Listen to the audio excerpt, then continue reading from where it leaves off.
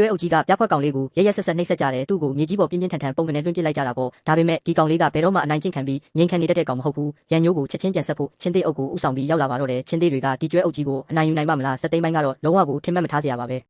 အာဖရိကမြက်ခင်းပြင်ကြီးထဲမှာတက်ရှိတိုင်းမှာဒေါသမန်ကိုစီရှိကြပါတယ်ဒီအထဲမှာပြားဖွက်ကောင်ကတော့အရင်ဆုံးရန်ဆစရာမလိုပဲအတိုက်ခိုက်ရဆုံးနဲ့ရဲရင်ဆုံးတတော်ပါပဲသူ့ရဲ့ကိုယ်ပေါ်မှာအနက်နဲ့အဖြူရောဆက်နေတဲ့အမွှေးတွေကဝေးယုံဆွတ်ထားတယ်လို့ရှိနေပါတယ်ဘယ်သားကောင်ကိုမဆိုမကြောက်မရွံ့ရင်ဆိုင်တတ်တဲ့စိတ်ဓာတ်နဲ့အတူဒီသားစားတတော်တွေပြည့်နေနေတဲ့တော်ရိုင်းထဲမှာကြမ်းတမ်းတဲ့နာမည်ကျော်ဆန်ခြင်းကိုတိဆောက်ထားနိုင်ခဲ့ပါပြီအဲ့ဒါတည်းမကဘူးသူကရန်ဖြစ်ရမယ့်အကြောင်းပြချက်ကိုအမြဲရှာနေတတ်သူပါမိကြောင်းတွေ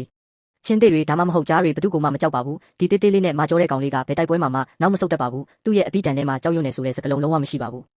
အပူချိန်ပြင်းထန်တဲ့မွန်းလွဲပိုင်းချိန်ဖြစ်ပါတယ်ကျွဲအကောင်ကြီးတဒါစင်လောက်ဟာတိတ်နဲ့ရေကန်ငယ်လေးတစ်ခုထဲမှာရေစင်းချိုးရင်းအပူဒဏ်ကိုခံနေကြပါတယ်ဒီနယ်မြေမှာတော့ကျွဲတွေကထိတ်တန့်အင်အားကြီးဆုံးပိုင်ရှင်တွေပါပဲအမဲလိုက်တတော်အများစုကကျွဲအုပ်နဲ့ဝေးဝေးမှာပဲနေတတ်ကြပါတယ်ဘယ်သူမှသူတို့ကိုဝင်ရောက်မနှောက်ယှက်ဝင်ရဲပါဘူးဒါပေမဲ့ပြားဖွက်ကောင်ကတော့လုံးဝမကြောက်မရွံ့ပါဘူးသူကခါကိုင်းပြီးရေဝင်တောက်နေပါတယ်ဒီအရာမကောင်ကြီးတွေကိုလုံးဝဂယုမဆိုင်ပဲသူဟာသူအေးလူလူလုပ်နေတာပေါ့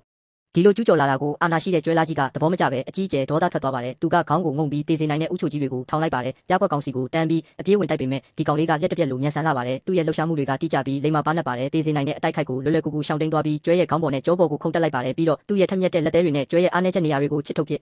လိုက်ပါတော့တယ်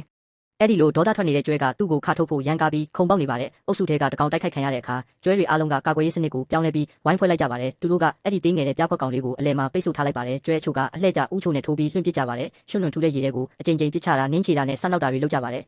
ပြားဖွက်ကောင်တွေရဲ့အရေးပြားကခြောင်နေပြီးအလွန်ထူတဲ့အသားရည်နဲ့ဖုံးအုပ်ထားပါတယ်သူတို့ရဲ့ခန္ဓာကိုယ်ကပြင်းထန်တဲ့ထိခိုက်ဒဏ်ရာတွေကိုအလွန်ကောင်းမွန်စွာခံနိုင်ရရှိပါတယ်တာမန်ရိုက်နှက်မှုတွေနဲ့လွှင့်ပစ်တာတွေကသူတို့ရဲ့အယိုးတွေကိုကျိုးစေဖို့သို့မဟုတ်တေးစေလောက်တဲ့ဒဏ်ရာရစေဖို့မဖြစ်နိုင်ပါဘူးအဲ့ဒါကြောင့်လေသူကကျွဲအုပ်ကြီးတစ်ခုလုံးနဲ့ရန်ဖြစ်ဝင်တာပေါ့ဒါပေမဲ့တောက်လျှောက်တိုက်ခိုက်ခံရမှုတွေကြောင့်ပြားဖွက်ကောင်လေးပြင်ပန်းလာပြီးစိတ်ရင်ဆိုင်နေရင်ပြင်းထန်တဲ့ထိခိုက်ဒဏ်ရာရသွားနိုင်ပါတယ်ဒါကြောင့်အုပ်စုကြားကကွက်လက်ကိုတွေ့တာနဲ့အမြန်ဆုံးထွက်ပြေးသွားပါတော့ဒီနောက်ကိုတစ်ချက်မှမလှည့်ကြည့်ပဲအဝေးကိုပြေးသွားခဲ့ပါတယ်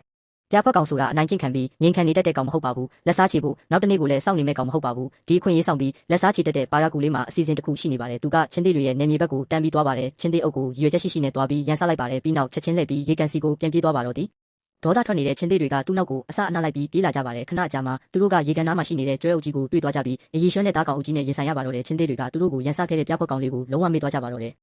ချင်းသေးအုပ်တစ်ခုလုံးစူးစီးမိသွားပြီးရက်ဆက်ကြမ်းကြုတ်တဲ့တိုက်ခိုက်မှုတစ်ခုကိုစတင်လိုက်ပါတယ်ဒီလိုရုတ်တရက်တိုက်ခိုက်မှုကြောင့်ကျွဲအုပ်ကြီးလည်းအလွန်မင်းရုံရင်ဆန်ခတ်ဖြစ်သွားပါတယ်ကျွဲပေါက်စလေးတစ်ကောင်ရှောင်တိန်ဖို့မမိလိုက်ပဲချင်းသေးတွေရဲ့ဖိနှိပ်မှုကိုခံလိုက်ရပါတယ်သူ့အသက်ကအကျက်တဲတဲရောက်သွားပါပြီဒီလိုအကျက်တဲမျိုးမှာကျွဲတွေကချက်ချင်းလက်တွဲညီသွားကြပါတယ်ကြောက်ရွံ့မှုကိုကြော်လွှားပြီးတတိတတက်နဲ့စူးစီးရက်တည်ကြပါတယ်ကျွဲတိုင်းကဥချိုတွေကိုမြေကြီးပေါ်ငုံပြီးခိုင်မာတဲ့တိုက်ခိုက်ရေးနိုင်ရန်တစ်ခုကိုဖန်တီးလိုက်ကြပါတယ်သူတို့တွေကချင်းသေးတွေစီကိုဥတီပြီးအတူတကွတဟုန်ထိုးပြေးဝင်သွားကြပါတော့သည်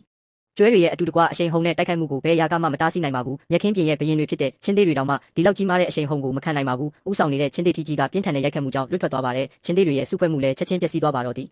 အင်အား